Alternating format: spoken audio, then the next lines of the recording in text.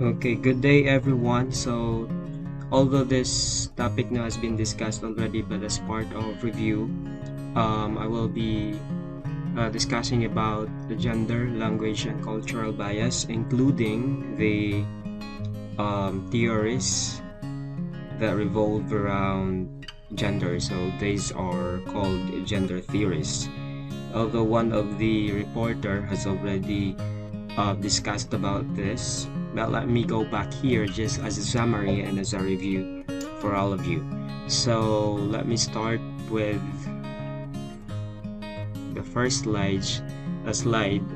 This is about gender equality. So I will be tackling also issues non-gender, most especially those relevant issues going on, and the overview of the topics aside from the gender theories is the stereotypes. So that is about stereotyping, history of women's rights, statistics, and solutions. So for stereotyping or stereotypes, these are oversimplified ideas of a particular type of person or idea or place that many people believe are true. So basically, this is we are trying to single out people now. Let's say, for example, that this person is a male, and that person is a male. We tend to think that they are similar in characteristics or attitudes or behavior. We did not consider that there are some aspects between them that they do not. They are not similar, especially on character or behavior or their outlooks in life or whatsoever. So these are often negative. Although sometimes you might say that stereotyping is good because it would provide you a sense of trying to predict some things now, or especially the behavior of a person, because you judge the person before you know the person, and you know someone before where that person is the same or mostly the same in looks, how they act, how they behave, like such. Although sometimes it might consequent, there will be coincidence now that it will coincide, but mostly it is not. So let's say, for example, in the gender stereotyping, there are only two. We have the girl and the boy. So more examples. In this slide, it is saying that if you're a girl, then act like a girl, or be like a girl, or simply follow the other girls. Or for be a man, if you are a male or if you are a boy, then just the same. Since you have the genitals, you have that masculinity, although masculinity is not that because sometimes masculinity, or the one being the aspect of being masculine, sometimes it is not also eminent to other boys. So if you're a male, then act like a man, or act like a male or a boy like the others. So in history, women were seen as less than men. This is a fact based on history. So women were seen as less than men, so less human. In short, less human. So thy husband is thy lord, thy life, thy keeper, thy head, thy sovereign. So they have to follow the husband at all times. That was in the past, since the ancient time, medieval times, even up to the 16th century, and it can also be you can still witness some up to today. So women could not stand up for themselves, so they just follow. They're like puppets now, like such. But there are some good men in history as well, that they respect their wife as equal. So the suffragettes, these were the women who could not, these were the movement where women protests, telling the world that they should be given the right to vote because they cannot vote before 1920s. So imagine, it's almost 2 millennium that it was not being noticed or not being addressed. So it was then in the 1920s that they tried to put to practice their clamor for equality, or some little by little act of asking for equality. First, that the right to vote. So in the 1860s, they formed suffragette societies to bring unfairness of this to light. So it was only has been initiated in the 1860s, and they were heard, nadunggan sila by 1920s. So the suffragettes were not welcomed. Of course, if conventionally the women could not vote, so the society will not welcome change. It would be hard for the society to welcome new ideas. Let's say, for example, women could not vote for almost 2 millennium already, and then suddenly there are this group of people trying to debunk that kind of tradition that it should not be. The women should vote. So it's like that you cannot accept, the society cannot accept change. So that's why it was not welcomed. So they were punished, they were discriminated, they were bullied, and any form of discrimination. So votes for women in 1918, women finally got the vote, but not fully until the 1920s, and still not everybody agreed with this, even though I guess Congress or the government has already, because this is in the United States now, 1920s, they were given the right to vote, but still the society has not fully embraced this kind of change. So this one, Peace at Last, this picture that you can see is a postcard of anti-suffragettes. Imagine. So this is the timeline. So 1920, these are the rights or the equality they're asking for that been given to them and been realized.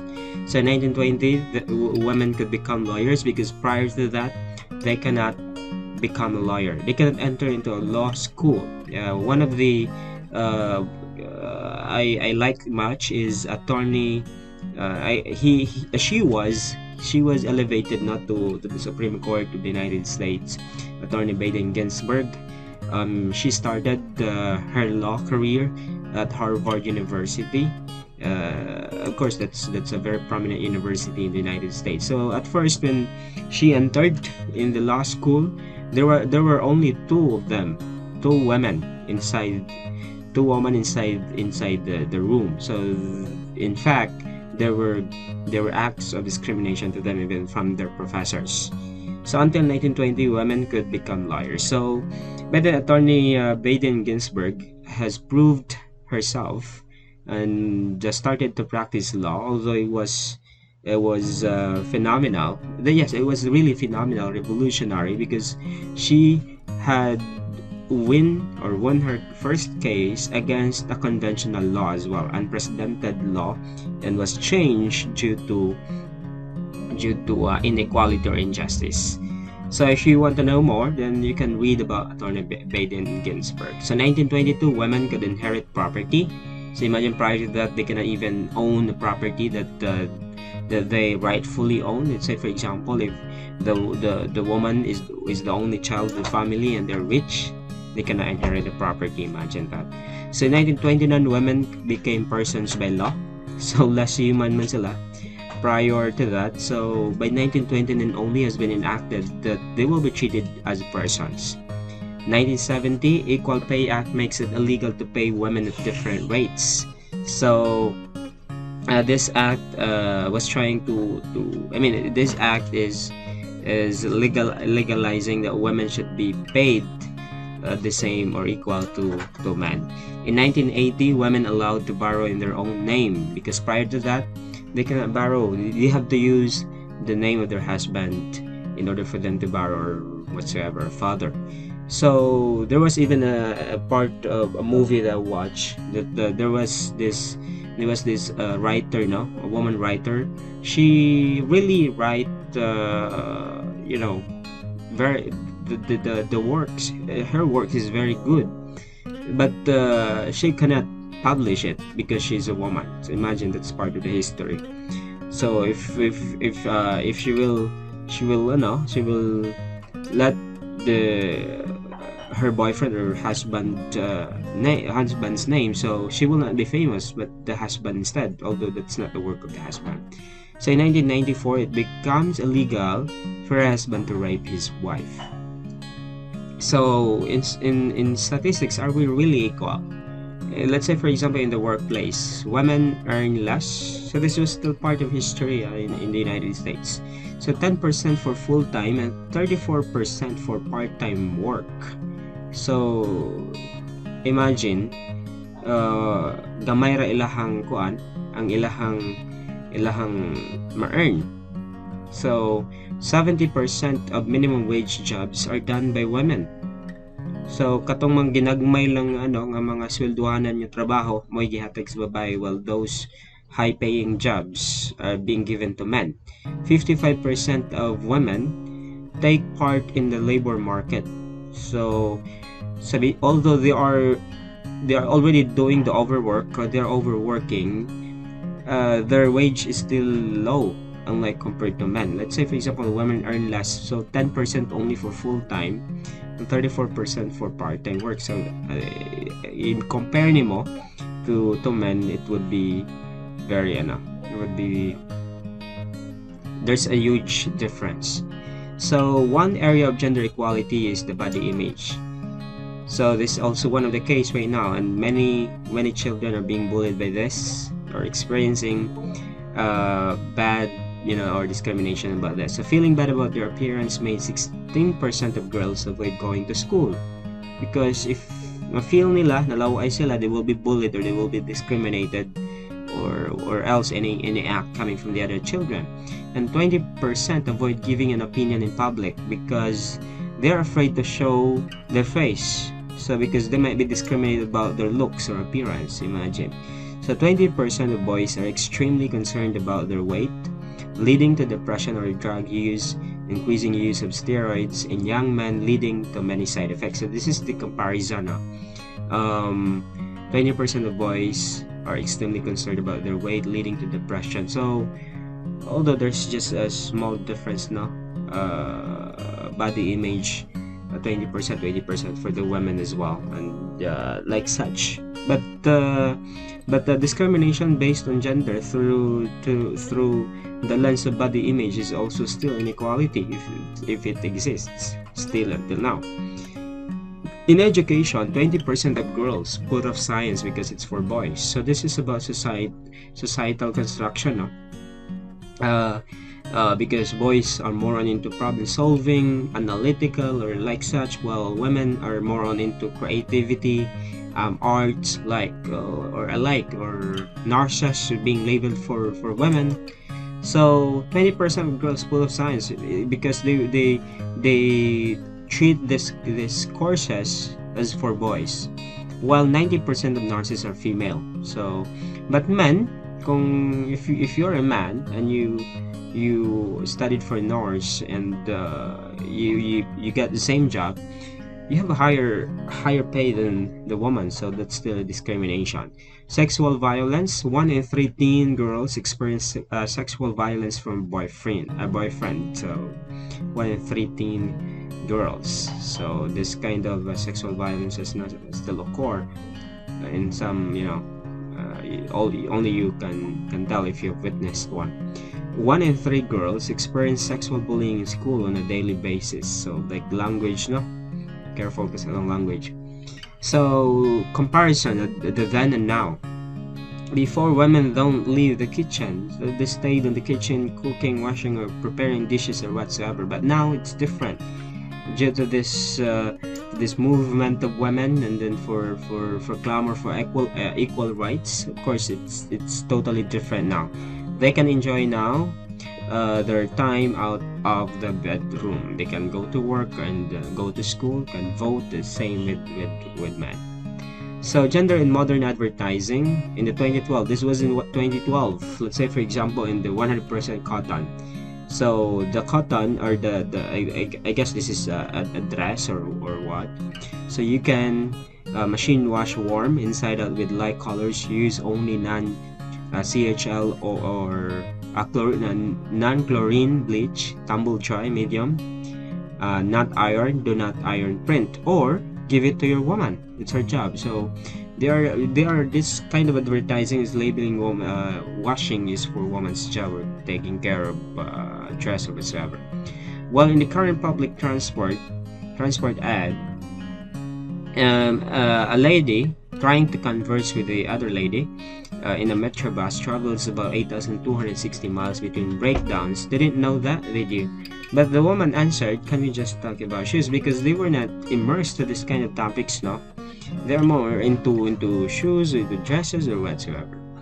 And in the Google searches, let's say for example, women should, in the conversation, mostly the suggestions are stay at home, not work, be seen and not heard. So imagine like that. All right. So the test for gender equality. These facts and images have all been drawn from developed westernized countries. Look for examples of equality and equality in other areas of the world. Look for strategies that are working. So that's for you to think of. But I will not dig deeper in that. I'll proceed to the gender theories that would provide you where the gender equality is coming from, or the opt from stereotyping, from the problem for discrimination in the basis of the sex or gender or whatsoever. So as I explained before in my previous in our previous meetings, I said that gender differ from sex because sex is biological in nature, that it is more on the genitalia and the chromosomes. So if you have the penis, then you're a male. If you have the vagina, you're a woman. Well, in a gender, this is the preference. This is your own preference, a person's preference on how he or she act himself out. So if even the person is a man, in the basis of sex or basis of genitalia, but preferred to dress himself with the dress for ladies, then that is her preference. He wanted to be seen as a woman, not as a man. All right.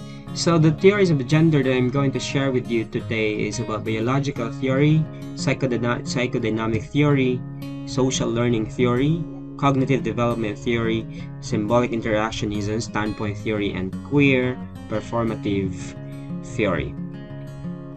In the biological theory, of course, before or the construction of male and female is the male is the combination of the X and Y chromosome, while female is the combination of X and X chromosome.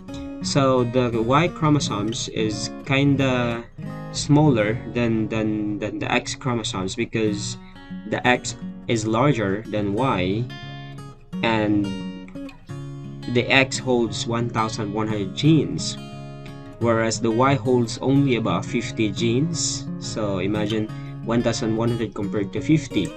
So female has a lot more genes.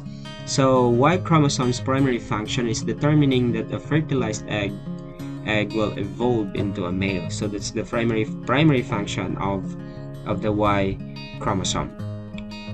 And the X chromosome controls a lot more than sex determination. It carries the genes that influences intelligence, susceptibility to a range of hereditary conditions. So while the sex hormones, we labeled female because of the estrogen, the primary female hormone that more on into producing soft tissue like feminine like soft and like such. While the testosterone or androgen is more on the male hormone, producing muscles or like such. So the other aspect of biological theory is about the brain structure. For male, as observed or researched by science, the male, the one functioning part of the brain is the left lobe. The left lobe is more on the linear thinking, sequential information, spatial skills, and abstract or analytic reasoning. While the female, as based on observation and research, their brain function is more on the right lobe, which is more into imaginative and artistic activity, for holistic, intuitive thinking, and for some visual and spatial tasks. So that's the other one. So we labeled, that's why people will tend to say that women should do this or take this course because she's a woman. Well, a man, or let's say for example, woman should take the course of arts, more on arts, fashion, designing. While a man you would prefer, or the male you would prefer that to take engineering or whatsoever. So the other theory is the psychodynamic theory. It claims that this first relationship fundamentally influences how an infant comes to define her or his identity, including gender. So infants develop a sense of self and a gender identity as they internalize the views of other people around them during the early years. So let's say for example, infants who are lovingly nurtured by parents tend to internalize the parents' view that they are valuable and lovable. If the opposite, if the child grew, or the infant grow from a dysfunctional family, a broken family, and there's no sense of care or whatsoever, it would also be it would also be internalized by the child that he or she is not valuable, not lovable. So the other tendencies is that if parents nurture, compete, cooperate, express affection, and so forth, are internalized so that the child develops these capacities as parts of herself or himself. So internalizing others is not merely acquiring roles, it creates the basic structure of the psyche or the core self of the infant. So that's why it's based on someone that has a fundamental influence now on the infant. So let's say for example, a child is fond more on her dad. Let's say that the child is a female, no, and not on her mom. So basically, she would idolize the father, accompanying the father on the works on the yard or whatsoever, sports, and not on her mother. So that's because the father has influenced the infant more than the mother. Social learning theory. It claims that individuals learn to be masculine or feminine primarily by imitating others and getting responses from others to their behaviors. So children imitate the communication they see on television, films, and DVDs, as well as the communication of parents, teachers, siblings, and others. So that's why at this period of time, parents are very careful know what kind of things that they should allow that the child should see, because the child would really imitate what they observe or what they seen or what's being said to them, like coming from radio, from television, or films. So this one is kinda more on the child as observant, no? Observant ang bata ani nga panahon na. And he or she adopted the preference of his or her gender based on what he or she has been kept on imitating or kept on seeing and following. So the other one is cognitive development theory. This focuses on how individuals learn from interaction with others to define themselves, including their gender. So children pick models to teach themselves competency in masculine and feminine behavior. So we can attach here the gender constancy. So gender constancy is a person's understanding that he or she is a male or female and this will not change. So if the child has been informed that he is a boy and his father is a boy, then he will focus more on following the father as the role model. So like such. So that's why I pick models that teach themselves. If the child is a female and she is informed that she is a female, I will idolize or follow her mother. So she will continue to accompany her mother in whatever task or activity they will be doing. So that's why there is what we call gender constancy, because they're informed to pick their model because he's a boy and the father is a boy, like such. A mother, and she's a female and her mother is a female. So there is a gender constancy that and they have also adopted or embraced that it will not change. It will not change. Or the other one is cultural or cross-cultural perspective. First is symbolic interactionism. The symbolic interactionism is through communication with others, we learn who we are and what that means in our culture. So let's say, for example, you are being described by others as, let's say, for example, the big or dainty, delicate or tough, active or quiet, or whatever label. So let's say, for example, gid bansagan na kang hilumon kang bataa ka. So that is because coming from others now, and you heard that quite many times. So with each label, others offer the child a self-image, and children internalize others' views to arrive at their own understanding of who they are. So that's why it seems like they already accepted that nahilumon sila until nagdako. That's why they brought that kind of attitude nahilumon, like the other, or langasan, naanad po niya langasan, like such. Or kung naanad label po siya nga tamaran or sige na pod or pisan or hardworking, ma-follow po na niya or ma-accept niya ng ingana siya. So right, the critical theories of gender are standpoint theory and the queer theory. So the standpoint theory refers to each individual's perspective of the world, which is usually based on position and outlook.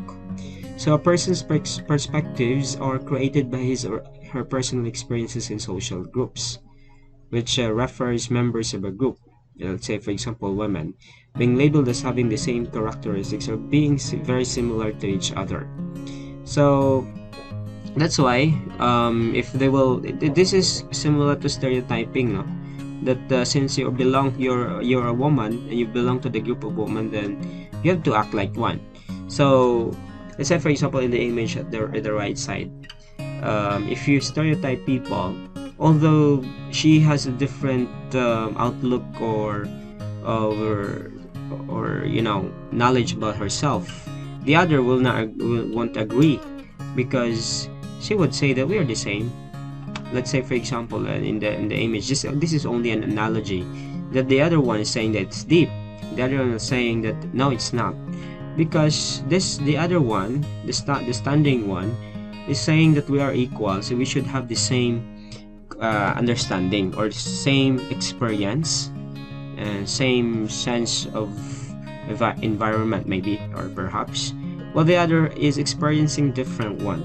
That is because of she has already aware of what she is. It depends upon how deep is her understanding about her gender preference. So the queer performative theory is a critique of conventional categories of identity and cultural views of normal and abnormal. So particularly in relation to sexuality, queer theory argues that identities are not fixed but somewhat fluid. So basically the queer performative theory, queer theory, is the term for anyone who has move away from the conventional categories of gender, the male and the female, or the boy and girl. So if she is a boy in terms of genitalia, and she went away from that, trying to act himself out to be woman, dress like a woman, act like a woman, speak like a woman, then that is a queer person. That person has moved away from the conventional category of, although it might be whatever preference he or she would choose, like it would be the lesbian if she's a woman, gay, bisexual, transgender, or whatsoever. This group of people, or this type of people, has moved away from the conventional categories of gender. And as what we have also tackled before, that the ideas about gender is also based on cultural construction as well. This is that we depend, or sometimes we take a big deal on what the social norms or what the society is telling us. So if you're a boy, you have to act like a boy, because that is a conventional, that tradition. It might be it is a tradition that has been followed for generations, although it is not backed by science or by objective facts, because we cannot compare sex and gender into an identical terms or synonymous, or yes, we cannot say that these two terms are synonymous, because these are different terms. So sex is more on science, a biological category, while gender is more on theoretical concept. It has a lot of theories revolving around it, and it has a lot of preferences or perspectives as well. It cannot be singled out into only one category. It has lots of categories. So be very careful. Although I have read one book as well, another book as well, debunking gender, that gender is only a myth, that sex is binary, that we have the XX chromosome or XY chromosome. This is based on gametes. Although I will not really discuss about that, because that's somehow a different line of thinking, different from the resource book that we are using right now. So I hope you have learned something about it, that you could use this as part of the review for our discussion on the theories of gender.